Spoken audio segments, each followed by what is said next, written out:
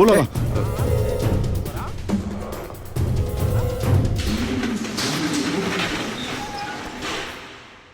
Master, உங்களை என் அப்பா மாதிரி நினைச்சேனே, இப்படி துரோகம் பண்ணிட்டீங்களே. இதுக்காக வேணா சோறு போட்டு வளர்த்தீங்க, இதுக்கு அன்னைக்கே என்ன விஷம் வச்சுக்கோ.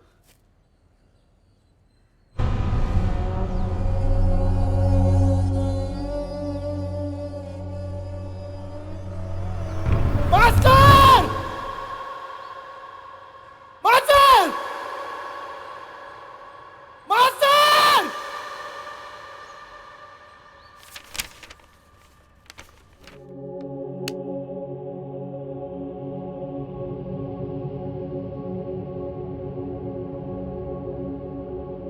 நாங்க பாக்ஸிங் யூனியன்ல இருந்து வரோம். சேனல் ஓனரை பார்க்கணும். அப்பாயின்மெண்ட் இருந்தா சொல்லுங்க, இல்லைனா தகராறு பண்ணாம கிளம்புங்க. ஏய் பொறுக்கறியா உள்ள அடிக்குதுங்க வா. ஏய் எங்களை வச்சு சம்பாதிப்பீங்க, எங்களே உள்ள விட மாட்டீங்களா? திருட்டு பையனை தெருவாங்கடா டேய். என்னையா அது? சார், நான் அப்பவே சொல்லல பூலோகத்தை தோக்கடிச்ச பெரிய பிரச்சனை இருக்கு. கேட்டிங்களா? அவங்களுக்கு காசு கொடுத்து கரெக்ட் பண்ணி அந்த பிரச்சனை இல்ல சார். ஒரு 4 பேர் மட்டும் வர சொல்லியா? சார் ஒரு பிரச்சனை, பூலோகத்துக்கு ஃபேவரா முடிவு சொல்லணும்னு யூனியன் ஆளுங்கலாம் வந்து ரொம்ப கலாட்டா பண்றாங்க சார். நீ எதுல எனக்கு ஃபோன் பண்ற? நாங்க வரும்போது ஒரு ஈக்காக கூட இருக்க கூடாது. சங்கத்தை கழிச்சிடு. யோ, இங்க நாங்க சொல்றதுதான் முடிவு. பூலோகம் திடீர்னு வந்து சண்டை போட மாட்டேன் சொல்லிட்டா எங்க சிஏ வந்து அவன் வீட்டு வாசல்ல படுத்துட்டு பாரா. ஏங்க, சண்டை போட மாட்டேன்னு சொல்றது ஒரு பாக்ஸரோட உரிமைங்க. யாரு ஜெயிச்சான்னு சொல்றது எங்களோட உரிமை. ஒரு டிவி சீரியல் எடுத்தா கூட ஒருத்த ஒழுங்கா நடிக்க வரனா அவன் செத்துட்டான்னு கதையை மாத்தி ஆளே காலி பண்ணுவான். இவனை விட்டுருவோமா? சீரியல் என்னையா? நிஜத்துல ஒரு வாத்தியாரை கொண்டுட்டீங்களா? பாக்ஸிங் ரூல்ஸ் பிரகாரம் முடிவை மாத்தி சொல்லுங்க. முடிவெல்லாம் மாத்த முடியாது. நீங்க வேணா கோர்ட்டுக்கு போலாம். கோர்ட்டுக்கு எதுக்குங்க? யூனியனும் சேனலும் சேர்ந்து நடத்துறதுதான் ஒப்பந்தம். எங்களோட போங்க. போங்க சார். போங்க. All of you get in. முடிவு தெரியாம நகர போறது இல்ல. என்னது? முடிவு தெரியாம நகர மாட்டியா? அடி. ஓகே. முடிவு சொல்லிட்டீங்க. ஆபீஸ்ல வந்து ரவுடி ஆட்ட கலா பண்ணிட்டு இருக்கீங்க. தள்ளுறீங்க ஓடியா? ஏய், ஏறு. ஏறு. ஏய் முடியா. ஏய், ஏய். சண்டை போடு. ஓடியா வந்து.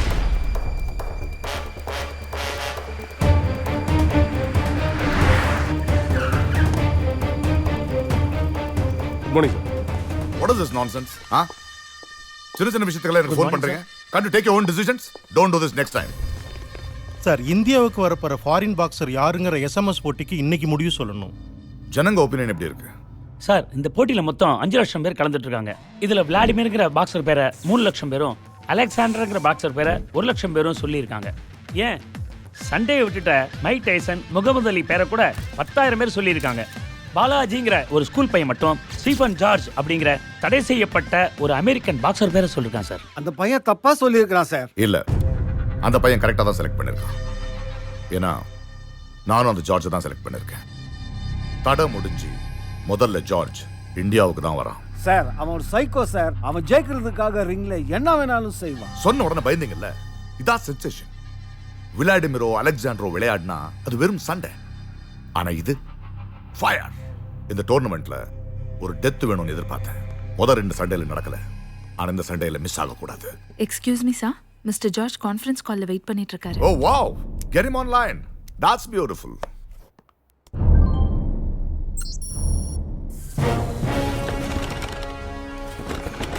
Hello Mr. Deepak. Hello Mr. George. Yes, Jack's told me all about the tournament. Welcome to India. Thanks for coming. I'm not coming to India to play around. I like to kill an Indian. Oh yeah? Well, don't worry. That's my intention too. No worries. See ya. Come soon.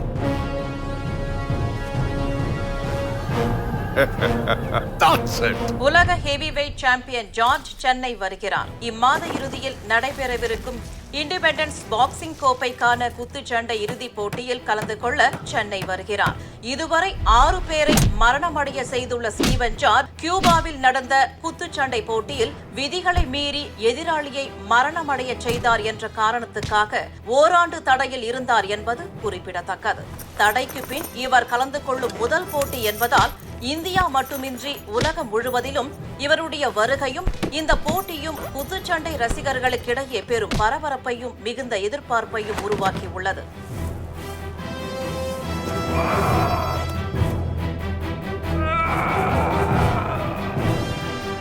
நீதிபதி அவர்களே, இந்த பொதுநல வழக்கோட நோக்கம் என்னன்னா, பாக்ஸிங்ன்ற பேர்ல குழந்தைங்க மனசுல வன்முறைய தோன்றுறாங்க.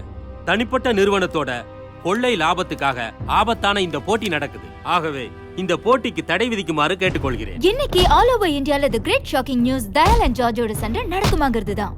இதுக்கு காரணம் இன்னைக்கு உயர் நீதிமன்றத்துல வக்கீல் நடராஜன் போட்டிருக்கிற பொதுநல வழக்கு. ஜார்ஜ் உண்மையிலேயே ஒரு மனநோயாளி தானான்னு இப்ப நாம ஆய்வாளர் சந்திரசேகர் கிட்ட கேட்போம். சொல்லுங்க சார். ஆமா, மனநோயாளி தான். எல்லாரும் சண்டையில தான் வெறித்தனமா தாக்குவாங்க. ஆனா ஜார்ஜ் பயிற்சியில தன்னோட ஸ்பேரையே வெறித்தனமா தாக்குவான்.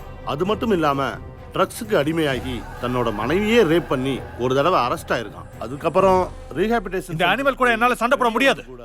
இதுக்காக தான் என்ன ஜெயிக்க வச்சாங்களா? ஜார்ஜை பரிசோதித்த மருத்துவர் பலர் அவர் மனநிலை சரியாக உள்ளவர்தான் என்று சான்றிதழ் கொடுத்திருக்கிறார்கள். அதனால் திட்டமிட்டபடி இந்த போட்டியை நடத்தி கொள்ளலாம் என்று இந்த கோர்ட் தீர்ப்பு வழங்குகிறது. ஹலோ சார், நான் தயால் பேசுறேன் சார். அர்ஜென்ட்டா மும்பை வரைக்கும் போயிட்டு வந்துறேன் சார். என்ன தயாள் இப்படி திடீர்னு கிளம்புறீங்க? அடுத்த ஃபைட்டுக்கு இன்னொரு 10 நாள் இருக்கு சார். அதுக்குள்ள நான் போய் என்னோட வைஃபையும் சனையும் பார்த்துட்டு வந்துறேன் சார். ஓ, ஃப்ளைட் டிக்கெட்லாம் புக் பண்ணிட்டீங்களா? இல்ல அதையும் நான் புக் பண்ணட்டுமா? இல்ல சார், நான் ஆல்ரெடி புக் பண்ணிட்டேன். யா சார். Thank you sir. யாரு? எஸ் யோவா. சர்ப்ரைஸ்! என்ன தயாள், ஷாக் ஆயிட்டீங்களா? எனக்கு தெரியுது நீங்க புள்ள குட்டிக்காரங்க, பொண்டாட்டிய பார்க்கணும்னு தோணும், குழந்தைய பார்க்கணும்னு தோணும். வர வச்சு ஓகே, கம் ஆன் முனா, லெட்ஸ் கோ.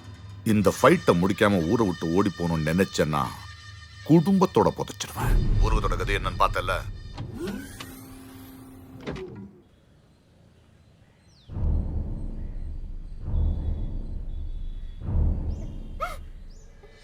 பாத்தீங்களா எப்படி டார்ச்சர் பண்ணிருந்தா இந்த பொண்ணு இப்படி ஆளு. உடனே நாம இதுக்கு ஒரு முடிவு எடுத்தாகணும். அந்த டிவி காரனை சும்மா விடவே கூடாது. தீர்மானம் போட்டு இந்த சண்டையை நிறுத்துங்க. தீர்மானத்தை எழுதிக்கப்பா.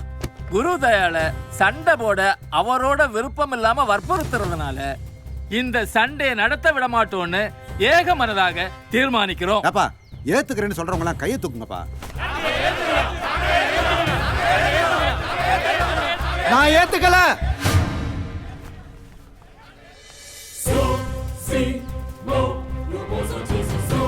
சண்டையை நிறுத்தாதீங்க. நான் மறுபடியும் பாக்ஸிங்ல இறங்க போறேன். அப்பா நினைச்சா போடுவீங்கிற இல்லைன்னா போட மாட்டேங்கிற. அப்புறம் எதுக்கு இந்த யூனியன்லாம்? அறிவு இருக்கு அவனுக்கு. அந்த சண்டையில நீ தோத்து போனதுனாலதான் உன் மாஸ்டரே செத்து போனார். என் மாஸ்டர் அதனால சாவல. மாஸ்டர் சாவறதுக்கு முன்னாடி எழுதின லெட்டர் படிச்சு பாருங்க. பூலோகம், நீ சண்டையை விட்டதும் சேனலோட ஓனர் என்னை பார்க்கணும் பேசணும்னு கூப்பிட்டு அனுப்பிச்சாரு. நானும் போனேன். வாங்க வாங்க. வணக்கம் சார். கொஞ்ச நேரம் வெளியே இருப்பீங்களா? Yes okay sir. Please come சினா. கூப்பிட்டு வந்ததுக்கு ரொம்ப தேங்க்ஸ். நான் எத்தனையோ திறமைசாலிகளை பார்த்துருக்கேன். ஆனா சல்லடை போட்டு ஜலிச்சாலும் பூலோகம் மாதிரி ஒரு திறமைசாலியை நான் பார்க்கல. ஸோ நான் ஒரு இன்டர்நேஷனல் பாக்ஸர் ஆக்கி ஒரு அகாடமி ஸ்டார்ட் பண்ணலான் இருக்கேன்.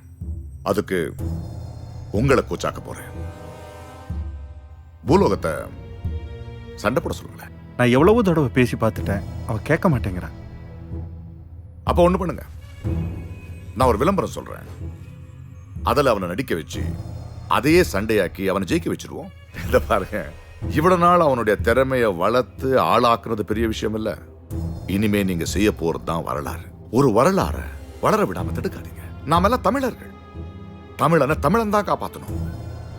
வேண்டாம் சார், அது துரோகமாயிரும். அவ என்ன அப்பா மாதிரி நினைக்கிறான். என்ன பேசுறீங்க நீங்க? எந்த அப்பாவாவது தன் பிள்ளைய சாமியார் ஆக்குவானா?